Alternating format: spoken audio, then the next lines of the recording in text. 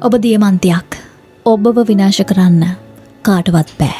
ඔබ විනාශ කරන්න බැරි කෙනෙක්. ඔබට තියෙන්නේ ශක්තිමත් මනසක්. ශක්තිමත් මනසක් වසදීලා මරන්නත් බෑ. දුර්වල මනසක් බෙහෙත් දීලා සුවපත් කරන්නත් බෑ. ඒ නිසා දුර්වලයෙක් වෙන්න එපා. දුර්වලයෙක් වෙලා පැත්තකට වැටිලා දවසක් දෙකක් ඉඳලා බලන්න. කවුද ගණන් ගන්නේ? නැහැ. වැටෙන්න තියෙන නරකම තැනට වැටුණට පස්සේ ඔබ ඇරෙන්න ඔබට වෙන කවුරුත් නෑ මේ ලෝකේ. අන්න එතනදී කවුරුත් එන්නේ නෑ ඔබට උදව් කරන්න. ඔබට ඒක විශ්වාස කරන්න බැරි වෙයි. හැබැයි ඒක තමයි ඇත්ත.